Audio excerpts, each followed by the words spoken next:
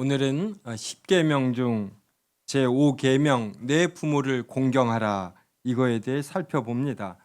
제1계명부터 제4계명까지 주보에 적어 놓았는데 보시는 것처럼 여호와 하나님에 대한 직접적인 내용을 담고 있습니다. 그래서 10계명은 크게 두 개로 분류가 되는데 앞에 있는 네 계명은 하나님에 대한 사랑을 나타내고 뒤에 있는 6계명은 사람에 대한 사랑을 나타냅니다. 제가 성도님들에게 두 가지 질문을 할 터이니까 한번 생각해 보시고 오늘 설교는 이 두 가지가 이제 핵심 주제가 됩니다. 그것은 왜 10계명이 앞에서 하나님에 대한 직접적인 내용을 네 가지로 말씀하고 나서 이제 뒤에 나오는 다섯 번째가 부모 공경이 되는가? 네. 사람에 대한 직접적인 내용을 담는 계명들이 왜 부모 공경으로 시작하는가? 이것에 관한 질문입니다. 또 두 번째는 제5계명이 내 부모를 공경하라. 그리하면 여호와께서 주시는 땅에서 내 생명이 길리라예요. 그래서 부모를 공경하면 왜 여호와께서 주시는 땅에서 생명이 길어지는가? 이제 이 두 가지를 한번 생각해 보시기 바랍니다. 하나님께서 네 가지 계명을 하나님에 관한 직접적인 내용으로 주신 후 다섯 번째 계명을 부모 공경으로 주시는 것은 하나님에 대한 직접적인 내용, 이것이 아담과 하와에게 처음 전달되지 않습니까? 그런 다음에는 이 자식들 가인과 아벨에게 전달이 됩니다.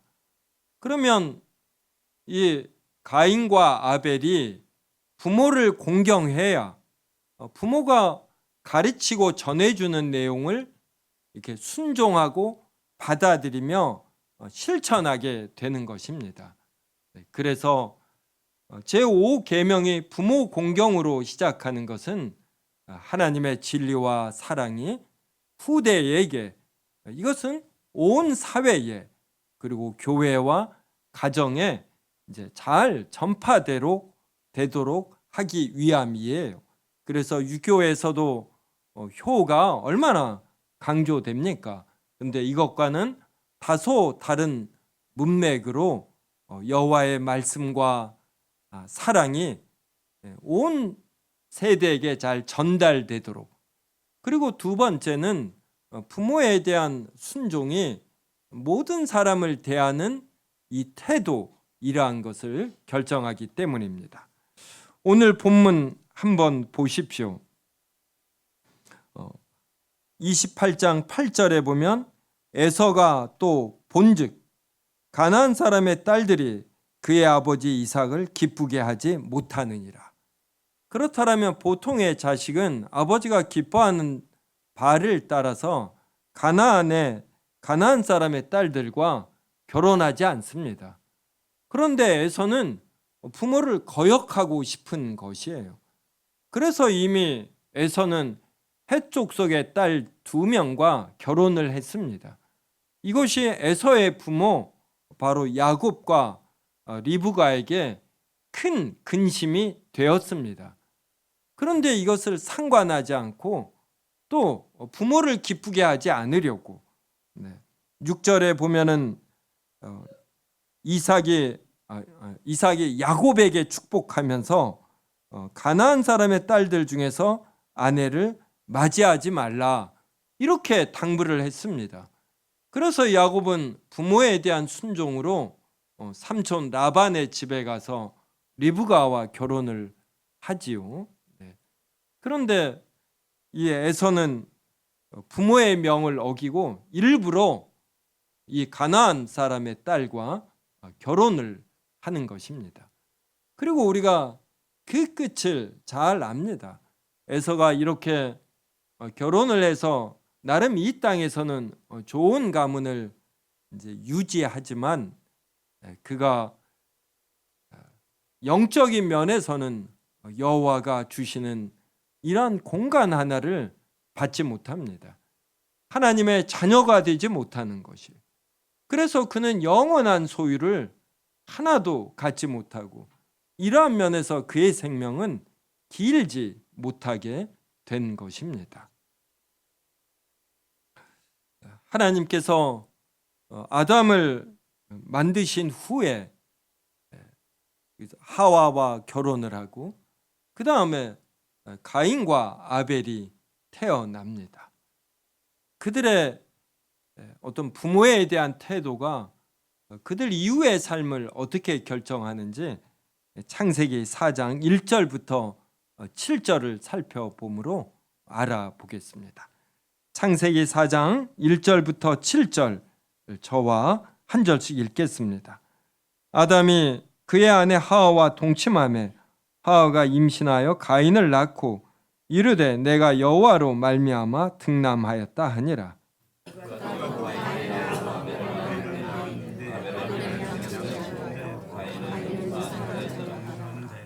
세월이 지난 후에 가인은 땅의 소산으로 제물을 삼아 여호와께 드렸고 아벨은 자기 돈 양의 첫 새끼와 그 이름으로 드렸더니 여호와께서 아벨과 그의 제물은 받으셨으나 가인과 그의 제물은 받지 아니하신지라. 가인이 몹시 분하여 안색이 변하니 여호와께서 가인에게 이르시되 내가 분하여 눈을 어찌 되느냐 안색이 변함을 어찌 되느냐. 같이 읽습니다. 내가 선을 행하면 어찌 낯을 들지 못하겠느냐.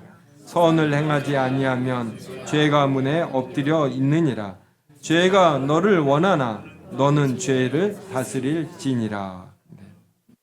이 성경 구절은 드러난 단어와 그리고 문장 이것만으로 이 전체 이 깊은 뜻을 드러내지 않습니다.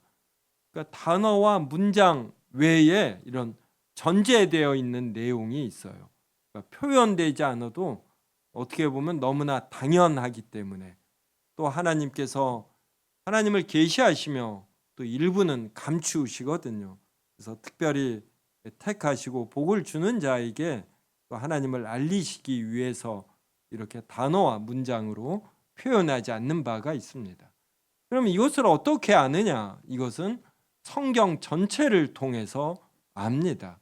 우리는 늘 문맥 내에서 생각해야지 되고 그리고 이 문맥이 길면 길수록 좋은 것이에요. 그래서 창세기 4장이 창세기 1장부터 50장 전체의 문맥에서 읽혀야지 되고 그리고 궁극적으로는 창세기부터 요한계시록 전체의 문맥에 걸쳐서 읽어야 합니다. 또 창세기 4장에는 아담과 하와가 가인과 아벨을 가르쳤다 이러한 내용이 없습니다. 근데 성경 전체를 보면 이건 너무나 당연한 것이에요. 왜 하나님께서 아담과 하와를 만드십니까? 그리고 아담과 하와는 자식을 낳았을 때 무엇보다도 주어진 사명이 무엇입니까?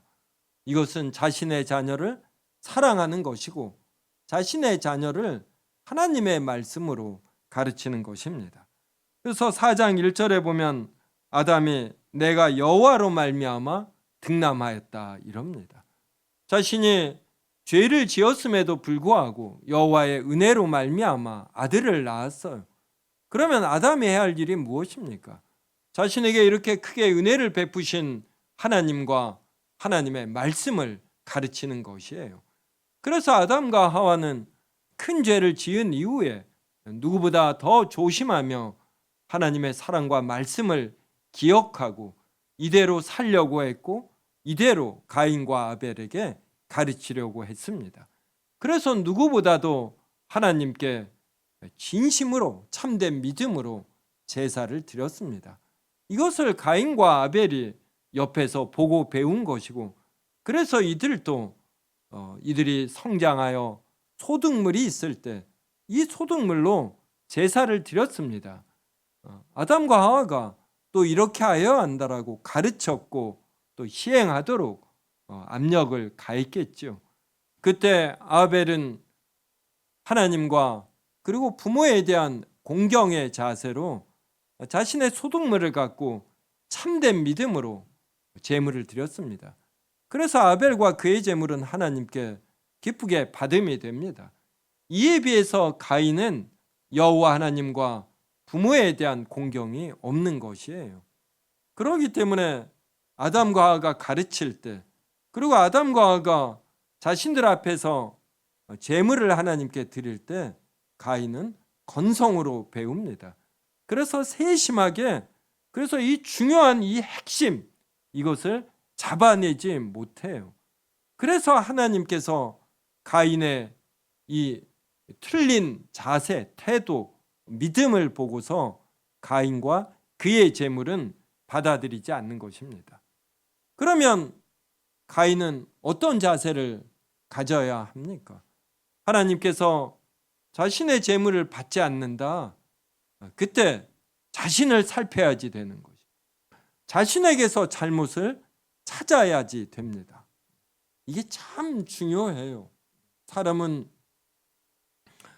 여러 가지로 분류돼요. 요사이는 AI를 쓰냐 안 쓰냐로 분류되고, 이게 6개월 전의 일이고 지금은 AI를 유료로 쓰느냐 무료로 쓰느냐로 구분이 된다고 합니다.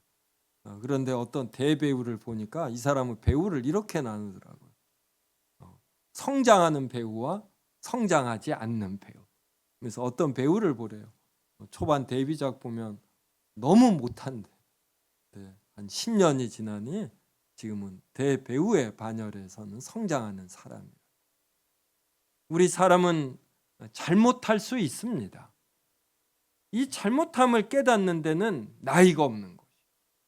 60, 70, 80이 되어서도 자신의 잘못을 깨달으면 그때가 빠른 것이 되는 것이에요.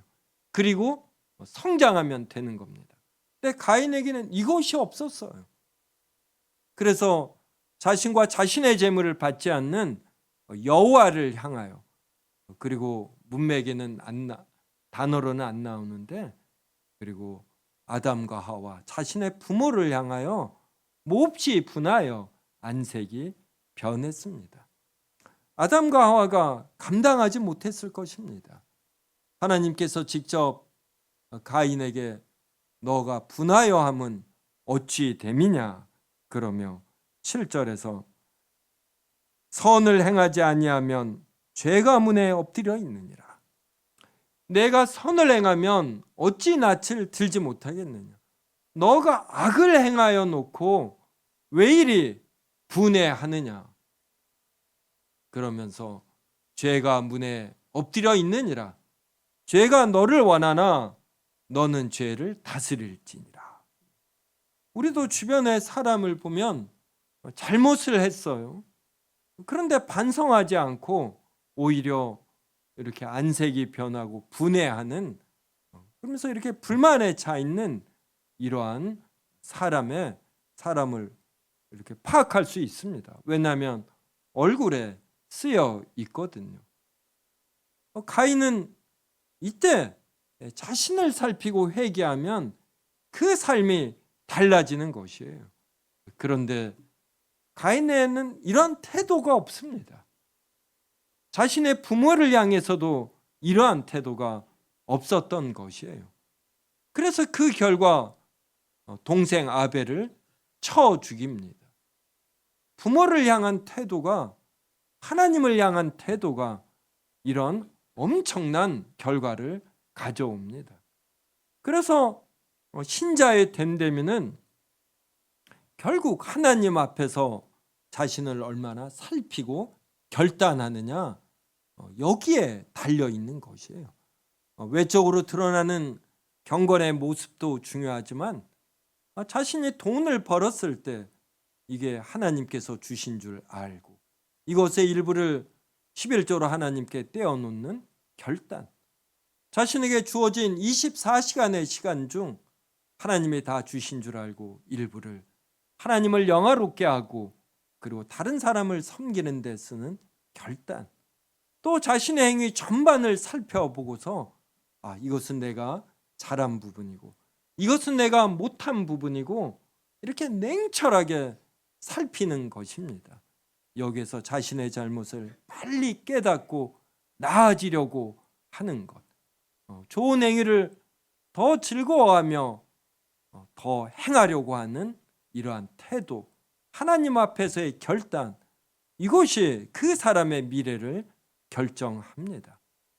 이러한 선한 것들이 쌓이면 그 사람은 하나님이 주신 땅에서 그 생명이 길게 되고, 그리고 결정적으로는 그가 죽은 이후에 하나님께서 주시는 상이 매우 큰 것입니다.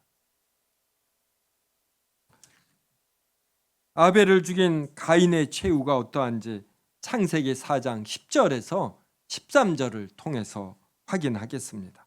한 절씩 읽습니다. 이르시되 내가 무엇을 하였느냐? 내 아우의 핏소리가 땅에서부터 내게 호소하느니라.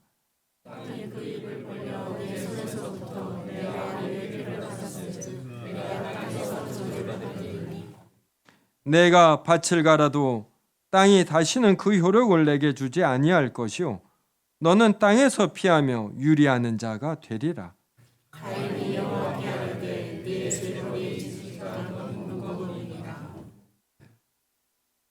하나님께서 아우의 핏소리가 땅에서부터 호소한다 이럽니다.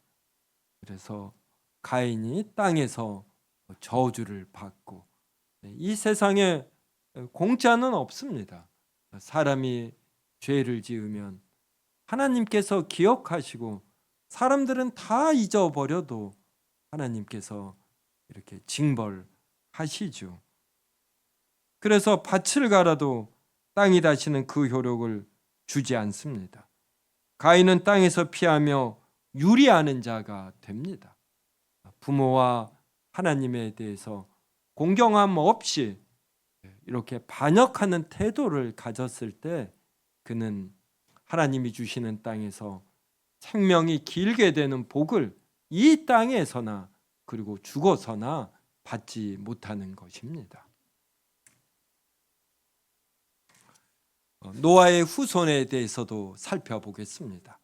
노아의 홍수가 끝난 이후 방주에서 8명의 가족이 나온 이후의 삶을 창세기 9장 20절부터 25절이 말해줍니다. 한 절씩 읽겠습니다. 노아가 농사를 시작하여 포도나무를 심었더니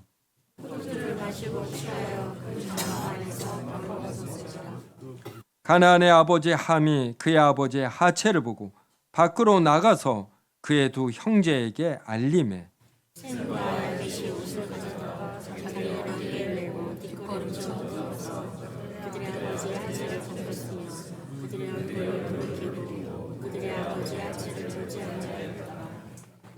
노아가 술이 깨어 그의 작은 아들이 자기에게 행한 일을 알고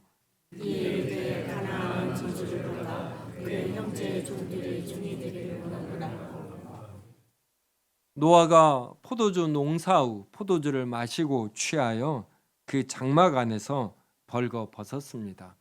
참 의외의 장면이죠. 경건하기 이를 데 없어서 의인이라 일컫는 노아가 또 이러한 치욕적인 실수를 합니다.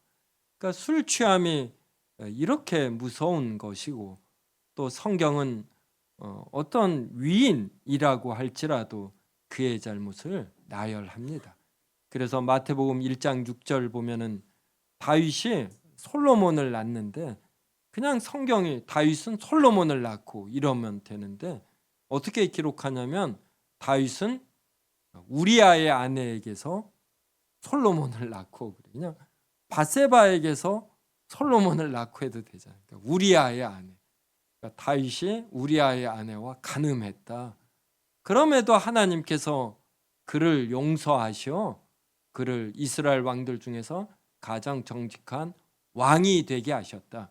이러한 각 개인에게 섭리를 하시며 하나님은 이러한 각 개인에게 역사하시는 섭리를 통해 끝내 사람들에게 구원을 주시는 예수 그리스도를 보내주셨다.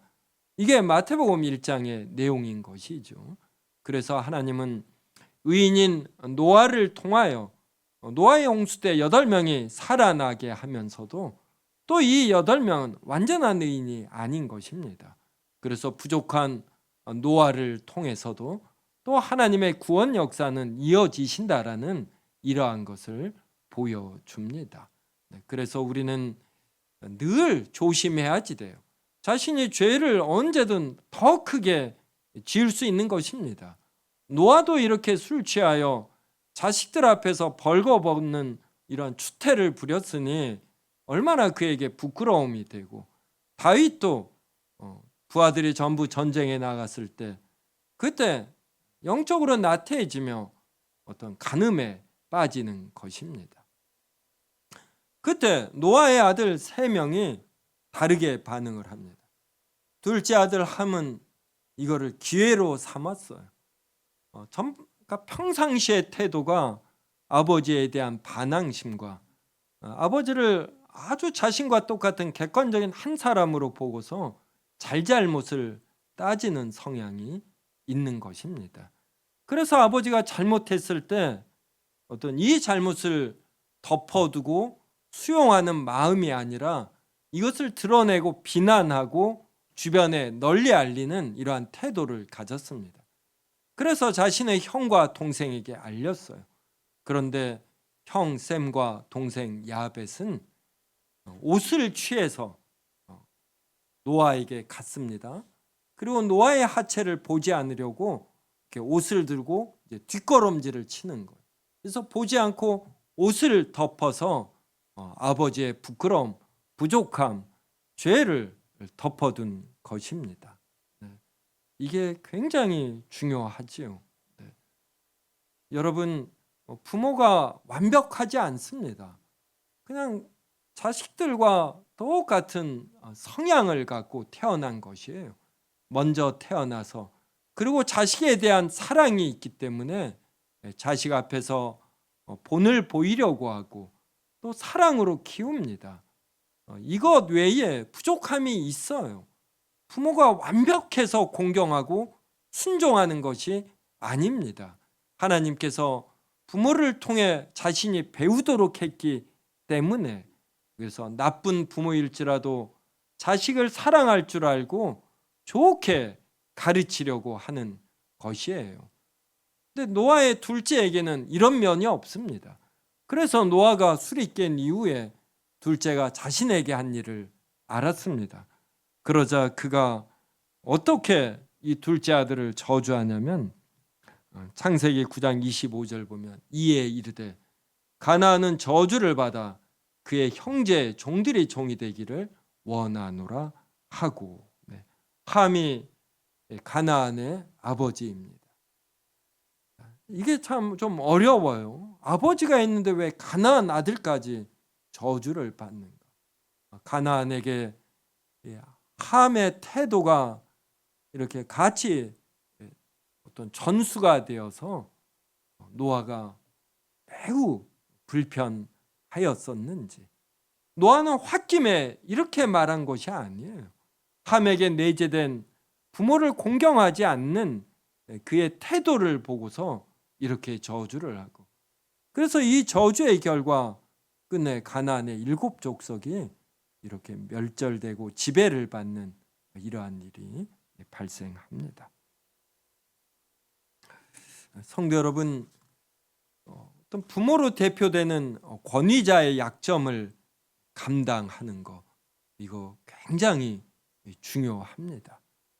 권위자가 인격적으로 온전해서 공경하고 순종하는 것이 아니라 그냥 하나님께서 이 땅을 다스려 갈 때 이러한 질서가 필요합니다. 자녀에게는 부모가 필요하고 학생에게는 선생님이 필요하고, 직장에서도 하급자 위에는 상급자가 필요로 한 것입니다. 그때 우리 신자는 기본적으로 자신의 위에 선 권위자를 이렇게 공경하고 그의 약점을 담당하고 수용하고 순종하려는 자세, 이것이 얼마나 중요한지 모릅니다. 부모에 대해서 이러한 태도를 갖는 사람은 가정을 나와서 다른 권위자들을 향해서도 이러한 태도를 갖기가 쉽습니다. 저도 이런 설교를 준비할 때, 그리고 누구든 부모와 오랜 시간을 보내기 때문에 부모에게 향한 자신의 태도를 생각해 보게 됩니다. 부모와 자식은 정이 쌓이고 사랑이 쌓이면서도 많은 시간을 보내기 때문에 불편함도 쌓이는 것이에요. 이러할 때 나는 부모님에게 어떻게 대했나, 이것을 살펴보고 부모님에게 대하는 태도가 제가 다른 곳에서 제 위에 있는 권위자를 대하는 태도로 반영이 되는 것, 이것을 경험합니다. 그래서 부모를 공경하고 부모의 약점을 이렇게 받아들이고 비난하지 않고 남에게 널리 알리지 않는 이러한 태도가 어떤 직장 내에서나 다른 데서도 자신의 권위자로 선 사람과의 관계를 결정하는 면이 있습니다. 이렇게 부모에게 옳은 태도를 가진 자는 밖에서도 권위자를 향하여 옳은 태도를 갖고 이것이 쌓이면 인정받게 되는 것입니다. 그러면 여호와께서 주신 땅에서 그 생명이 길게 되는 이러한 복도 누리는 것이에요. 그래서 성도 여러분, 이게 쉽지 않습니다. 자신 위에 선 권위자가 틀렸을 때, 어떠한 약점이 있을 때 이것을 수용하고 편하게 이렇게 샘과 야베처럼 그의 약점을 덮어주는 이러한 걸 갖기가 쉽지 않은데, 근데 신자는 이것을 위해 싸우는 것이에요. 이것을 위해 피 흘리는 싸움을 하는 것입니다. 그리고 이것이 얼마만큼 되느냐, 이게 그 사람의 어떤 사회에서의 인정, 이것을 결정한다, 이렇게 봐도 크게 틀리지 않습니다. 내가 부모에게는 비록 이렇게 하지만 밖에서는 잘하겠다, 초반에는 됩니다. 신입사원으로 있을 땐 매우 긴장하고 조심하기 때문에. 근데 자신이 계장이 되고 과장이 되고 특히 임원이 되면 자신에게 솟아오르는 이러한 혈기, 교만함, 이걸 누르기가 힘들어요. 평상시에 훈련되지 않으면 자신의 이러한 성향은 분명히 드러나게 돼 있습니다. 그래서 하나님 앞에서 자신의 약점, 부족함을 냉철하게 파악하고 이것을 고치려는 싸움, 이걸 해야지 돼. 저도 이러한 면에서 많이 부족하고, 이 부족함이 거듭 어떤 현상으로 나타난다, 이것을 경험합니다. 그러면서 지금부터라도 더 제가 제 죄와 제 부족함과 치열하게 싸우려고 합니다. 그때 우리 안에 성령 하나님께서 내주하십니다. 성령 하나님께서 말할 수 없는 탄식으로 우리를 위해 기도하셔요. 성령 하나님은 단지 우리의 존재감을 높이시기 위해서 기도하시는 것이 아니라 우리의 전반적인 태도가 하나님께서 원하시는 형태로 이루어지도록 이것을 위해서 기도하시는 겁니다. 우리의 기도 제목이 하나님께서 기뻐하시는 내용으로 변하도록, 성장하도록 기도하시는 거예요.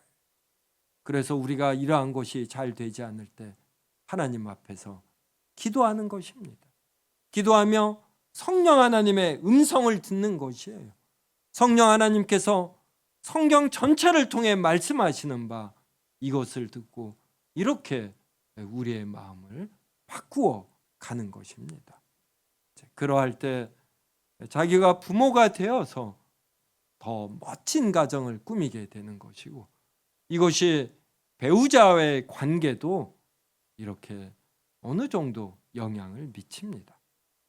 배우자를 잘못 만났기 때문에 그래서 내가 배우자와 관계가 안 좋은 것이 아니라 자신의 수준이 그러하기 때문에 또 그런 배우자를 만나는 것이고, 그런 이후에 자신의 수준이 그러하기 때문에 배우자에게 그렇게 행동을 하는 이러한 요인도 어느 정도 있어요. 하나님의 섭리 가운데 정말 못된 배우자를 만나 관계가 힘든 면도 분명히 있기는 하지만 상당 부분은 또 자신의 이러한 기본적인 태도, 이것에 문제가 있음을 냉철하게 파악하는 것, 이게 중요합니다. 그러므로 부모 경경은 단지 말 그대로 부모만을 뜻하지 않고 자신 위에 있는 권위자 전반을 뜻합니다. 그래서 신자는 직장에서든 어디에서든 자신 위에 서 있는 권위자가 있으면 그분을 권위자로 인정하고 기본적으로 공경하고 순종하려는 이러한 태도를 가져야 합니다. 저는 이렇게 식당에 가서도 종업원에게 저는 정말 예의 있게 대합니다. 거기서는 그가 권위자인 것이에요. 저는 탁구장에 가면 관장님을 권위자로 생각해서 제가 신대방 삼거리 쪽에 있는 허브 탁구장 갑니다. 저는 이 관장님을 향해서 흉을 보거나 비난한 적이 없어요. 저는 모든 일을 그래도 그분이 권위자이므로 나름 알아서 한 것입니다. 제가 거기서 탁구를 제일 잘 칩니다. 또 목사라는 자리가 있어요. 저의 한마디가 미치는 영향력이 있습니다. 이러한 것을 알기 때문에 저는 절 한 번도 흉본 적이 없어요. 설교 자리에서 이렇게 말할 땐 정말 이러한 것이죠. 저는 명절이 되면 꼭 그분에게 선물을 드립니다. 저의 권위자이기 때문에 탁구장만이 아니라 어디를 가서든 저는 이렇게 하려고, 아마 이런 면에서는 또 조금은 저에게 열매가 있지 않나, 이러한 생각도 해봅니다. 제5계명은 그러므로 단지 자식이 부모에게 공경하는 것만이 아니라 자신이 어느 자리에 서 있으면 이로 인해 형성되는 관계가 있습니다. 그때 늘 상대방을 공경하는 자세를 가지라, 이러한 의미겠죠. 이것이 에베소서 5장 21절에 분명하게 표현됩니다. 에베소서 5장 21절 보십시오. 그리스도를 경외함으로 피차 복종하라. 그리스도를 경외함으로 피차 복종하라. 이게 신자가 가져야 할 기본적인 자세. 그 다음에 5장 22절이 뭐라고 합니까? 아내들이여 자기 남편에게 복종하기를 주께 하듯 하라. 자신이 아내예요. 그러면 피차 복종하는데 아내는 남편에게 복종해야지 됩니다. 그러면 남편은 어떻게 해야지 됩니까? 이 내용이 에베소서 5장 23절에 나와요. 아니 5장 28절에 나옵니다. 이와 같이, 그러니까 이와 같이라는 것은 아내가 남편에게 하듯 이와 같이 남편도 해야지 돼요. 근데 남편이기 때문에, 남편은 여자의 머리이지 않습니까? 그러므로 복종하는 것이 이런 복종으로 표현되는 것이 아니라 사랑으로 표현이 되는 거예요. 근데 이 사랑은 자기 자신과 같이 해야지 됩니다. 또 자기 아내를 사랑하는 자는 자기를 사랑하는 것이라. 그러면서 예수님이 교회를 위하여 자기 목숨을 바치듯 남편은 아내를 위해 자기 목숨을 바치라, 이럽니다. 이게 얼마나 힘듭니까? 그래서 남편은 아내를 사랑스러워서 하는 짓이 예뻐서 사랑하는 게 아니에요. 아내니까 사랑하는 겁니다. 별로 예쁘지 않거든요, 하는 행동도. 또 얼굴도 한 10년, 20년 본데 뭘 그렇게 매 순간 감동이 되고 예쁘겠습니까? 그런데 이를 악물고 사랑하는 것이. 사랑하기 힘들거든요. 이를 악물고 사랑하는 겁니다. 그러면 그렇게 돼요. 제가 그렇다는 거 아닙니다. 근데 제가 제 아내 좀 예쁘잖아요. 이래야 제가 좀 점수를 따지요. 다른 관계에서 그렇습니다. 제가 가끔, 아니 목사님은 저 사람 이렇게 미흡고 어떻게 이렇게 잘해주냐는 거예요. 저도 불편해요. 근데 제가 이를 악물고 그렇게 합니다. 제가 얼마나 이를 악물고 그럴싸하게 했는지 다른 사람들이 제가 이 사람을 사랑하고 존중하는 걸로 오해를 하더라고요. 그렇지 않아요. 이를 악물고 한 겁니다. 근데 이게 생활화되니까 이 사람을 정말 이렇게 긍휼히 여기고 사랑하게 되는 것이. 저도 그렇지 못한 반대 이해도 많은데 제가 성공한 사례만 말씀드리는 것이에요. 그래서 기독교인이 된다라는 것은 이 치열한 내적 싸움을 해나가는 것이에요. 피를 흘리기까지. 그리스도가 이것을 위해서 우리가 이것을 하도록 피를 흘리며 십자가에서 죽으신 것입니다. 빌립보서 2장 3절은 이렇게 말을 합니다. 아무 일이든지 다툼이나 허용으로 하지 말고 오직 겸손한 마음으로 각각 자기보다 남을 낮게 여기고. 그래서 그리스도는 하나님이신데 아예 사람이 되신 것이에요. 그래서 저도 이러한 자세를 가질 때 각각 자기보다 남을 낮게 여기고 그러면 마음에 여유가 생깁니다. 남의 부족함이나 제가 갖는 불편함이 이렇게 해소가 되는 것이에요. 그래서 사람들과 관계를 가질 때 하나님께서 기뻐하는 관계를 가지려면 이제 자기 중심이 아니에요. 그래서 이 십계명은 하나님에 대한 사랑과 이웃 사랑으로 나뉘지 않습니까? 그래서 자기 중심이 아니라 하나님과 이웃으로 가고 그리고 자신이 마지막이 되면 이 관계는 옳게 형성이 되는 거죠. 근데 이게 갈수록 힘들어집니다. 왜냐하면 현대 사회는 자기 중심을 가리켜요. 헌법 해석을 자기 결정권 그리고 행복 추구권, 과잉 금지 원칙으로 말을 합니다. 그래서 남이 우선이 아니라 자기가 우선이에요. 그래서 지금의 상담 심리학은 여러 좋은 장점이 있으면서도 자기 중심을 기반으로 하고 있습니다. 그래서 자기 부인을 이렇게 우선되는 원리로 가르치지 아니해요. 그래서 피차 복종하며 서로 이렇게 경외하려면 이게 자기 부인이 되어야지 돼요. 남을 자기보다 낮게 여겨야지 됩니다. 이게 안 되면 어떤 대인관계법, 카네기의 대인관계법, 저 이거 젊었을 때 유행했습니다. 이런 거 아무리 읽어도. 그리고 상담과 심리 아무리 공부해도 되지 않습니다. 기본적인 자신의 삶의 태도, 이 방향이 바뀌어야지 되는 것이에요. 그래야만 되는 겁니다. 그러니까 성경의 가르침과 현대의 학문, 문화의 원리는 굉장히 다른 것이에요. 그래서 이 현대 문화라는 것은 공기와 같습니다. 그래서 지금 이 현대 문화에 우리가 접해 살기 때문에 우리도 모르는 가운데 우리는 자기 결정권을 가져요. 목사인 제가 최대한 하나님께 기도하고 이런 하나님의 말씀을 전해도 같은 소리 세 번 하면 알아서 하겠습니다. 이렇게들 표현합니다. 뭐 하지 말라 두세 번 반복되면 굉장히 관계가 불편해지는 것이에요. 이걸 아마 부모들은 다 체험할 겁니다.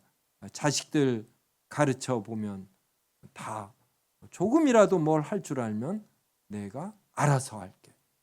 직장에서는 잘 가르쳐 놓으면 월급 인상해 달라. 그리고 더 똑똑한 사람은 다른 데로 승진해서 취직에 가버리죠. 그래서 우리는 기독교인은 늘 자기를 부인하는, 그래서 자기 십자가를 지고 그리스도를 좇는 이 훈련을 해야지 됩니다. 이것을 위해서 깨어서 성경 읽고 기도해야지 되는 것이에요. 골방에서 기도하는 시간 없이 일주일 중 최소한 30분이나 1시간을 확보해서 성경을 읽으며 자기를 살피는 시간 없이 자기 부인하기 힘듭니다. 자기도 모르는 가운데 깨어나면은 이 내면은 다시 세팅이 돼요. 자기 중심으로. 그리고 문화에 영향을 받습니다. 그래서 자기 중심이 형성되어 버리는 것입니다. 에베소서 6장 1절과 2절 읽겠습니다. 한 절씩. 자녀들아 주 안에서 너희 부모에게 순종하라. 이것이 옳으니라. 내 아버지여 어머니를 공경하라. 이것은 약속에 있는 첫 계명이니.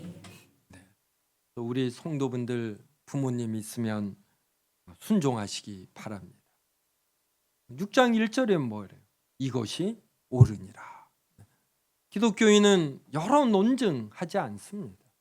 성경이 이렇게 말하면 옳은 줄 알고 그냥 따르는 것이에요. 마음에서 욱하며 반항하고 싶어도 이걸 이를 악물고 참으시기 바라요.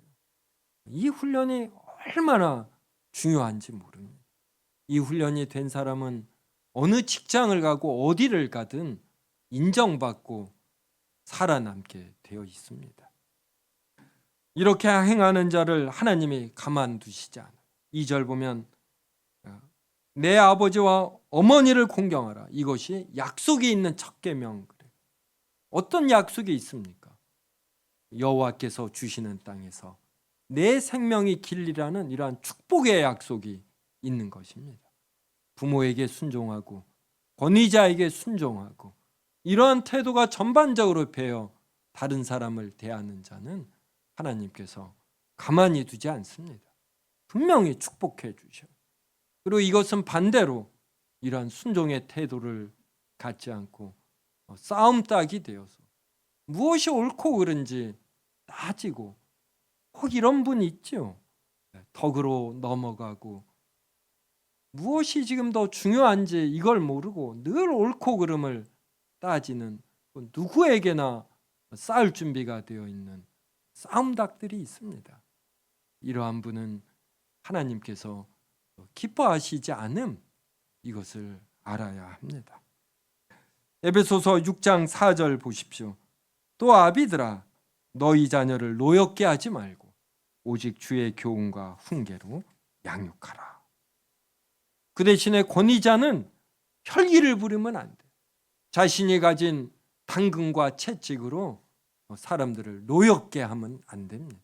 오직 주의 교양과 훈계로, 특히 부모는 자식에게 정도 이상의 화를 내어서는 안 돼. 늘 주의 교훈과 훈계로 양육해야지 됩니다. 또 직장에서 상사라면 아랫사람을 이러한 태도로 대해야 하는 것이에요. 그래서 신자가 된다라는 것은 이렇게 늘 하나님의 사랑, 하나님의 말씀을 기억하며 자신이 있는 곳에서 그대로 살려고 하는 것입니다. 제5계명을 또 깊이 이번 한 주 명심해서 가정에서, 직장에서, 동호회에서 좋은 관계를 형성하고 그들 중심으로 생각해 봄으로 화평을 전하는 한 주가 되기를 주님의 이름으로 기원합니다.